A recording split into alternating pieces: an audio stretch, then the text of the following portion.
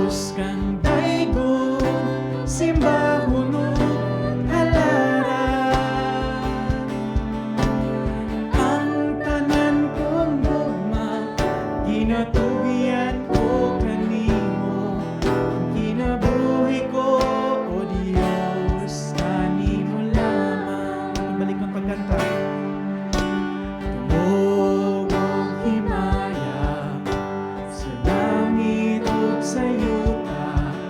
Ang tanan, O Diyos, kanimo lamang. Kay ikaw pundok sa gugma na walay katapusan. O Diyos, awiton ko ang gugma mo, Ginoong Diyos. Ginoong Diyos, mahigugmaon sa tanan. Takos kang daygon, simbahon ug halaran. Ang tanan kong gugma, ginatugian ko kanimo. Ang kinabuhi ko, O Diyos, kanimo lamang. Ang kinabuhi ko, O Diyos, kanimo lamang. Ang kinabuhi ko, O Diyos, kanimo lamang.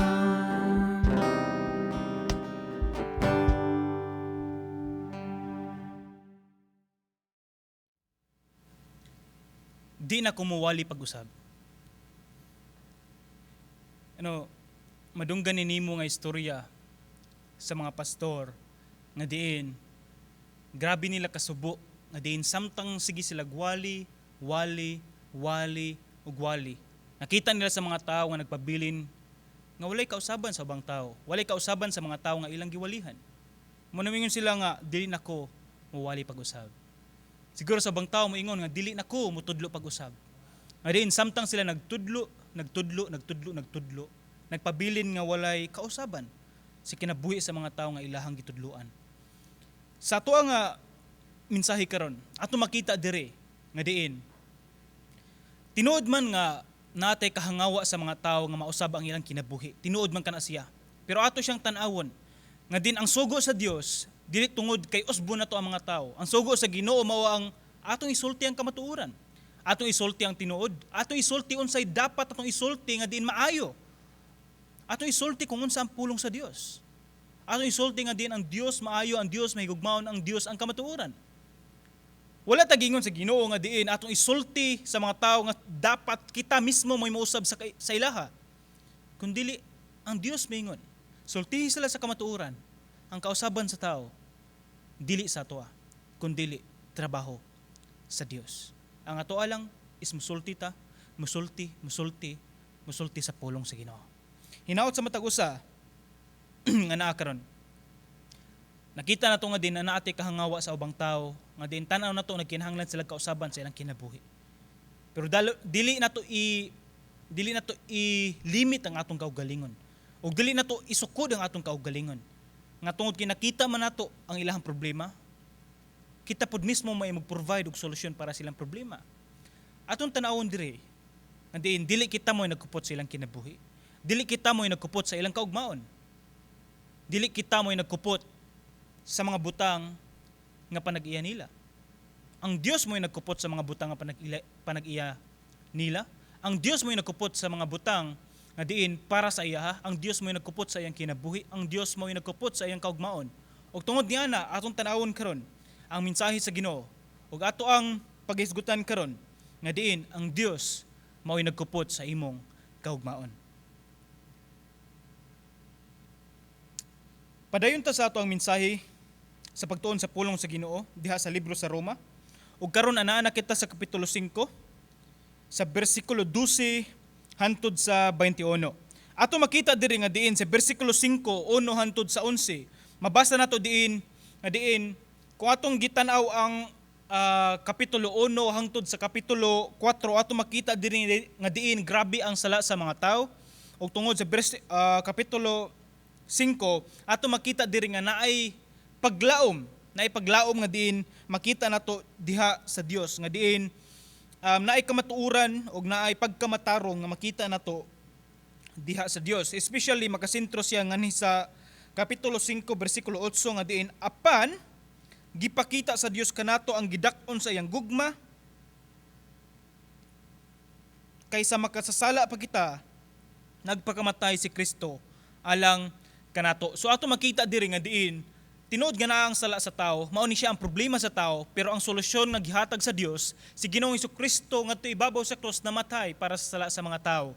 Nga di naghatag siya paglaom, naghatag siya lain na pud nga chance sa matag usa nga diin pwede ta mo duol ngadto sa Dios tinuod nakasala tang tanan apan nag-offer ang Ginoo og chance nga kumuduol ta sa iya anay kapasayloan sa sala tungod kay siya namatay para ni ana, para naatay kaluwasan, para naatay kapasayloan sa ato mga sala. Ug mao nang pagpakita sa gidak-on sa gugma sa Dios para sa tuwa.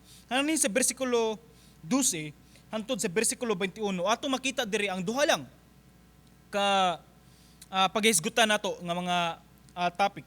Mao ni siya ang pagka hilabihan sa sala, and then ang panduha is ang ang naghingapin nga grasya gikan sa Dios. So again balikon ko, atong paghisgutan duha lang, ang naghingapin nga sala ug ang pagkahilabihan sa sala ug ang naghingapin nga grasya gikan sa Dios. Sa bersikulo 12 hangtod sa 14, basahon diri nagingon, miabot sa kalibutan ang sala pinaagi sa usa ka tawo ug ang sala nagdalag kamatayon. So ato makita diri nga diin ang sala miabot sa kalibutan. Kani siya dala ni Adan. Atong basahon ipadayon, busa mikaylap ang kamatayon ngadto sa tanang katawhan kay nakasala man ang tanang tao. Mabasa nato diri nga diin iyang si Pablo nagasulat siya nga diin magtan-aw ta ngadto sa libro sa Genesis nga diin ang sinugdanan sa tanan. In the book of Genesis, mabasa nato nga diin ang sala misulod sa kalibutan tungod sa tungod sa disobedience, tungod sa pagpabadlong, tungod sa pagsupak ni Adan ngadto sa Dios. Kung ato makita diri nga diin ngadto sa Garden of Eden, gibuhat sa Ginoo ang tanan nga grabe ka nindot. Gibuhat niya ang tao nga grabe ka nindot. Nga diin si Adan gibuhatan pud og pare sa Dios nga mao si Eva. Apan anaay ka man na Ginoo sa ilaha nga dili sila mo kaon sa bunga sa kahoy sa knowledge of the tree of the knowledge of good and evil. Apan unsa may nahitabo, misupak sila o nakabuhat sila og sala. Do ang Ginoo naay punishment sa ilaha nga diin sila kumukaon sila niini sila mamatay. Apan on that day nga diin ni kaon sila, wala sila mamatay physically, pero na ang consequence. Tinod ilang gibit-bit ang kamatayon. Laktod nga pagkasulti nga din ang tao or si Adan o si Eva mamatay dili lang kanang dapita apan pila ka tuig maabot sa ilang kaugalingon nga diin mubiya sila sa kalibutan. It means mamatay sila. So naa gihapon ang punishment. And din ato po nakita din dapita nga diin maghisgot ta mahitungod sa kamatayon ana pod tay gitawag og espiritual nga kamatayon nga diin nahilayo kita sa Dios. So kung atong tan-awon diri si bersikulo 12 nagingon nga diin ang sala mianhi sa kalibutan, misulod sa kalibutan pinaagi sa usa ka tawo si Adan og nagdalag kamatayon. Busa mikaylap ang kamatayon ngadto sa tanang katawhan kay nakasala man ang tanang tao. So walay giingon nga naay excuse sa mga tao nga dili makadawat sa mga silot. Ang tanang tao makadawat sa silot. Ang tanang tao mamatay. Tungod kay tanang tao makasasala. Nga diin tungod sa maong sala, ang pagkahilabihan sa sala, ang pagkagrabe sa sala, nga diin mukosya og kamatayon sa mga tao. Kung ato makita nga diin ngano man anaay mga buak nga relasyon, ngano na may mga broken relationship, broken nga families, O di ba ngano na amay patay didto, ngano na amay kawat diri, ngano na amay tungod na siya sa sala sa mga tao. Mao siya ang epekto sa sala sa mga tao. Nga din ang tanang tao nakasala og nakadawat sa kamatayon. Kung ato ni siyang tanawon, ang kaning kamatayon gitawag nato siya og separation or nahilayo or pagkahilayo or di ba ka gi-separate. Kung mayon gitag kamatayon, ani siya tulo ka klase. Una, natin gitawag spiritual nga kamatayon, nga diin namatay kita sa espiritu og nahilayo kita sa Dios. Sa Roma 3:23 nga diin nakasala ang tanan og nahilayo sa presensya sa Ginoo. Nga diin ang atong espiritu totally nga nahilayo kita sa Dios. Panduha, natin gitawag og physical nga kamatayon. Nga diin sa physical nga lawas, kita ang espiritu mo palayo or muhawa sa mao nga lawas. Mahilayo, separated. Ug mao ni siya ang kamatayon. Ikatulo, natin gitawag eternal nga kamatayon, which is mao ni siya ang kamatayon nga diin kanunay. O di ba ka lahutay? O di ba ka kamatayon nga ironic kayo, kamatayon nga patay na ka pero buhi ka. Nahilayo kita sa Dios sa tibuok natong kinabuhi. Sa tibuok og kinatibuk ang panahon. So ato makita diri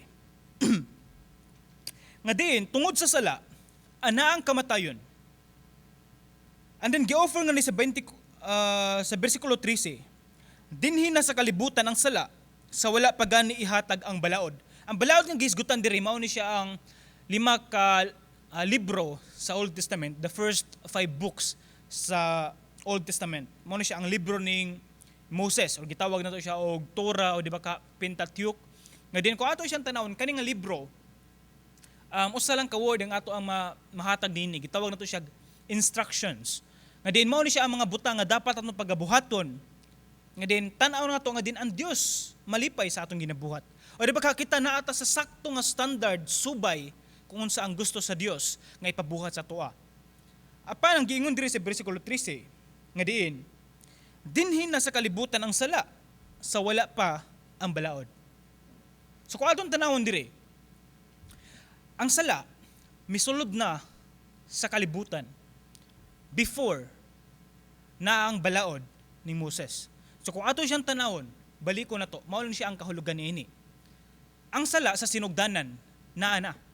Ang balaod na abot para makita nato kung unsa ang sala nga ginabuhat sa mga tao. Nga din sa bersikulo 14, apan sukad sa panahon ni Adan, hangtod sa panahon ni Moses, sukad sa panahon ni Adan sa sinugdan, hangtod sa panahon ni Moses sa diin ana-ana ang balaod. Ang tanang tao giharian sa kamatayon, bisan kadtong wala makasala, sama sa pagpakasala ni Adan sa iyang paglapas sa sugo sa Dios. So kung ato makita nga diin ana ang sala sa mga tao, nibisan pa sa sinugdanan, hangtod sa panahon nga naa na ang balaod, ana ang sala, ana ang kamatayon sa tao. Tungod ang tao nakabuhat og sala. Kung atong subayon, ang kamatayon naabot tungod sa sala sa tao. Sumangutan na ta. So kung ang tao wala makasala, wala ba'y kamatayon? Ato siyang tubagon, ang bayad sa pagpakasala mao ang kamatayon. So kung wala ang sala, walay bayad sa sala, walay kamatayon. Apan naabot ang sala sa tao, mao nang naa ang kamatayon. Ug mao na moingon nga ang tanang tao nakabuhat og sala, tanang tao una sa tanan spiritually dead, nga diin napatay kita, nahilayo kita sa Dios sa ato ang espiritu, o kinahanglan nga makunik kita balik sa Dios. Kung atong siyang tanawon nga kung ang tao nakasala, tanang tao mamatay, especially ang tanang tao naglakaw padulong sa impyerno. Ug mao na siya ang nakita sa Dios sa mga tao, nga din bisan unsay buhaton sa mga tao, bisan unsay buhaton nga solusyon sa tao, ang tao di makahatag og kasulbaran sa maong sala, sa maong bayad sa sala, nga diin mao ang kamatayon. Ang Dios wala nalipay sa kinabuhi sa tao tungod sa pagbuhat og sala. Ang tao maski magbuhat siya maayo atubangan sa Ginoo, dili siya arang ikapanghambog nato atubangan sa Dios ang mga maayo nato binuhatan. So mo na nakita sa Dios nga di nagkinahanglan og solusyon ang tao. Og mo nang iyang gipadala si Ginoong Hesukristo sa kalibutan para mamatay, puli, or bayad sa sala sa mga tao. Kung aton tanawon, ang tanang tao nakasala, tapos naambayad ang kamatayon, apan si Ginoong Hesukristo namatay ngadto ibabaw sa cross para ang iyahang kamatayon bayaran niya ang tanang kamatayon ug bayaran niya ang sala. Nga mo nang ang solusyon sa sala sa tao dili ang atong pagpaningkamot nga magbuhat ag maayo para malipay ang Ginoo, dili. Ang solusyon sa sala sa tao muduol ta sa Dios. Dili maingon nga atong limpyuhan ang atong kaugalingon nga diin magbinuotan sa ko karon before ko moduol sa Ginoo. Wag tangon sa nako akong bisyo before ko moduol sa Ginoo. Undangon sa nako ang akong pagkababairot before ko moduol sa Ginoo. Undangon sa nako ang tanang mga sala nga akong gibuhat, or di ba karon si manaha nga din before ko moduol sa Ginoo akong i-minimize ang pagbuhat og sala para tan-aw nako murag buutan ko atubangan sa Ginoo. I mean dili ngon ana. Kung nakita man ganin nato ang atong kaugalingon nga makasasala, mao ni siya ang panahon nga moduol ta sa Dios. Mao ni siya ang panahon nga diin muluhod ta atubangan sa Dios, din ang kuno nato nga makasasala kita. Mao ni siya ang solusyon. Nga din ang solusyon sa sala, namatay si Ginoong Hesukristo nga ibabaw sa cross. Para kita makita nato ang solusyon, nga din ang solusyon mao si Ginoong Hesukristo. Nga diin sa atong pagkamakasasala, moduol ta sa Dios sa iyang gihatag nga solusyon. Moduol ta ni Ginoong Hesukristo, atong tuuhan nga si Ginoong Hesukristo namatay nga ibabaw sa cross. Gilubong. O sa ikatulong nga adlaw, nabanhaw siya. Nagpasabot nga naay paglaom. Nagpasabot nga din si Ginoong Hesukristo Dios, o nagpasabot nga din ang tanang saad sa Dios, ang tanang gisulti sa Dios, ang Biblia matuod nga iyahang gisulti o ganaay kamatuoran sa tanan niyang gisulti tungod kay siya mismo ang kamatuoran. Mao na nga ang bad news tungod sa sala na ang kamatayon, but the good news tungod ning Kristo anaay kaluwasan. Kung ato makita dire sa bersikulo 14, apan sukad sa panahon ni Adan hangtod sa panahon ni Moses, ang tanang tao giharian sa kamatayon bisan kadtong wala makasala sama sa pagpakasal ni Adan sa iyang paglapas sa sugod sa Dios. Naghulagway si Adan sa usa ka tawo nga umaabot. Apan bersikulo 15, dili man nagsama kining duha, si Kristo og si Adan. Kay dili sama sa sala ni Adan ang gasa sa Dios. So kung si Adan mao ang figure sa sala, si Adan ato makita nga murag bati kayo tungod kay negative kayo ang kinabuhi nga gikinabuhi ni Adan, or di ba ka makita na to nga grabe kabati ang nabuhat ni Adan nga di nakabuhat sig sala ug mao nang kita makasasala karon. I mean tinuod man nga naay bati sa tanang bati nga atong nakitang bati. Di ba? O di ba ka manamin ka tapos mayon kang gwapahan ako eh. Gwapuhan ako eh. Tapos igtalik ko di mo, bati ade ato eh. Dili mo na. Pero ato siyang tanawon. Ang tanan nga nakita nato nga bati, ana ay nindot. Ana ba? Yes. Doon nakita nato nga bati ang sitwasyon ni Adan. Nga nakita nato ang figure sa sala. Nakita nato ang kamatayon. Apan kung atong tanawon dire, ana ay purpose, ana ay tumong. Kung makita nato ang kabati diring dapita sa sala tungod ding Adan, ato makita dire ang pagkabalaan sa Dios, ang gasa sa Dios, nga maski unsa ka grabe ang sala, na apoy naghingapin nga grasya sa Dios, nga din andam niya ihatag sa mga tao. Munang lahi ang sala ug lahi ang gasa sa Dios. Kung atong tanawon dire sa bersikulo 16, ug managlahi ang resulta sa gasa sa Dios ug sa sala sa usa ka tawo. Kay gipahamtang ang silot tungod sa maong usa ka sala, apan human sa daghang pagpakasala, gihatag ang gasa aron paghimong matarong sa tao. Ato makita diri ang prinsipyo nga diin tanan ngadto sa usa ug usa para sa tanan. Ang pasabot nga din, ang tanan nakasala. Ang tanan nakadawat sa kamatayon tungod sa usa ka tawo nga nagbuhat og sala. Apan ang Dios, ang gasa sa Dios, tungod sa usa ka kamatayon, ug usa ka tawo. Ug usa ka tawo nga namatay ngadto ibabaw sa cross. Naghatag siya og kaluwasan para sa tanan. So makita nato tanan ngadto sa usa ug usa para sa tanan. Ug ang usa para sa tanan mao ni si Ginoong Hesukristo nga namatay ngadto ibabaw sa cross para sa tanan. Para sa tanan, tanang sala. Para na makadawat og kabag-uhan, makadawat og kaluwasan, makadawat og kapasayloan sa sala ang mga tao. Sa bersikulo 16, ato mabantayan diri nga diin kay gipahamtang ang silot tungod sa maong usa ka sala. Ang gimension niya is usa ka sala. Wala siya mingon nga mga sala, kundi usa ka sala. It means nga diin ang silot sa Dios tungod sa sala. Sala, dili mga sala, kundi sala. Ang pinaka original sa tanan mao ang sala. So namatay si Kristo tungod sa sala. Ug ang sala mao ni siya ang naghatag og kamatayon. Ug tungod sa kamatayon ng Ginoong Hesukristo naghatag siya og kinabuhi. So sala, kamatayon.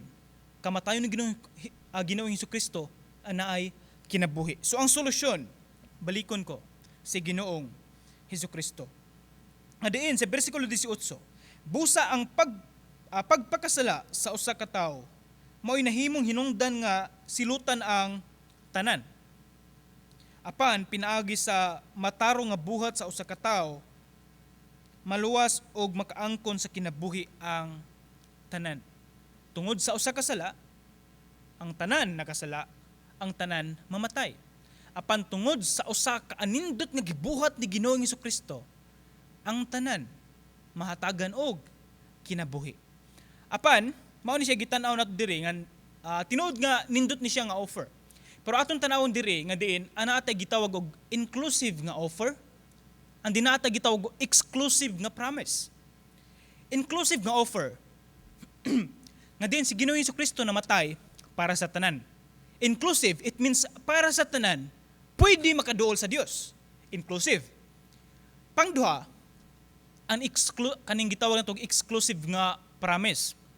Nga din ang tanang tao or ang tao nga naaray relasyon sa Dios moray makadawat sa kinabuhing walay katapusan.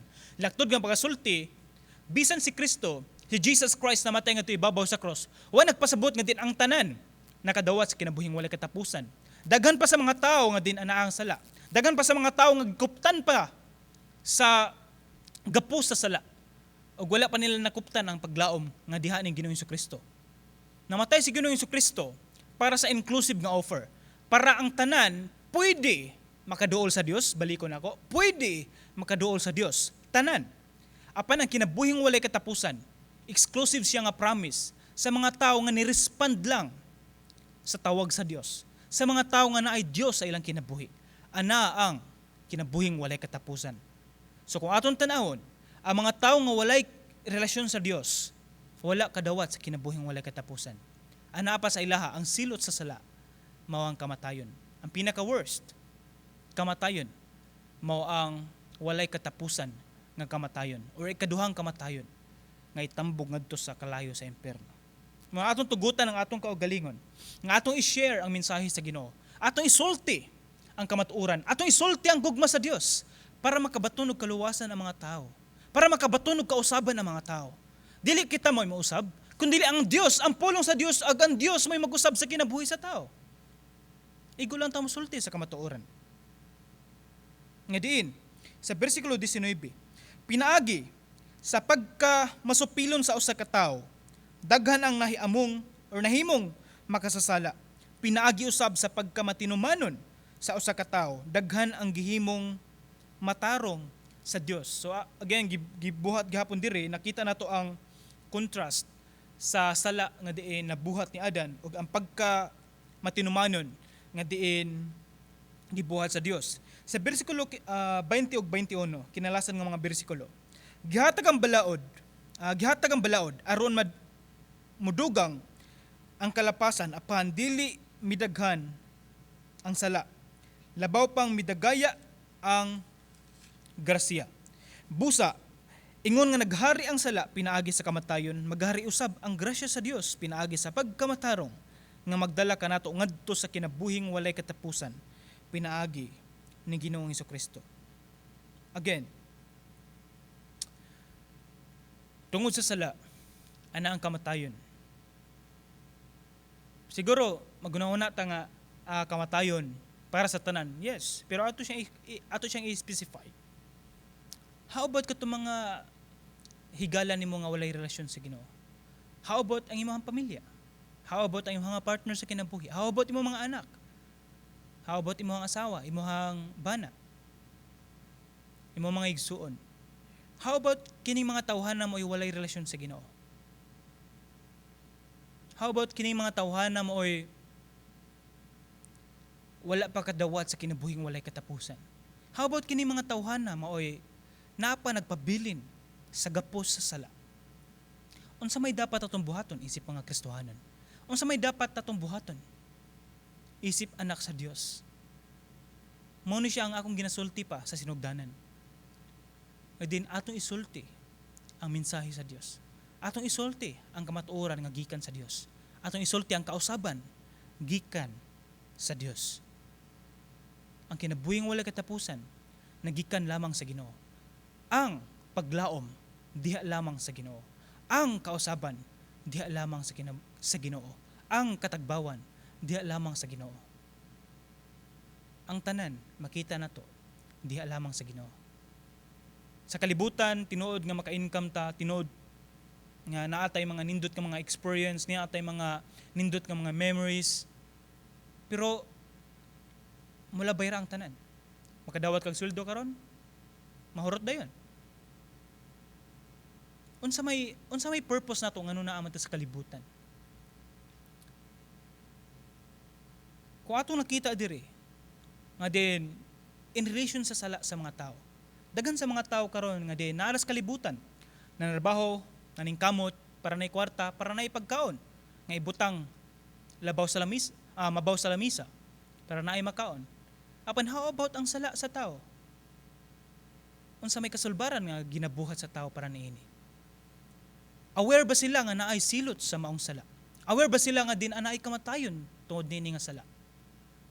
Mo naisip mga Kristohanon, mao ni siya ang ato ang kalipay ug kabug-aton nga atong isulti ang mensahe sa Ginoo, ang kamatuoran ang gihatag sa Dios para sa tanang mga tao. Tinuod nga busy kay ta sa atong ugma.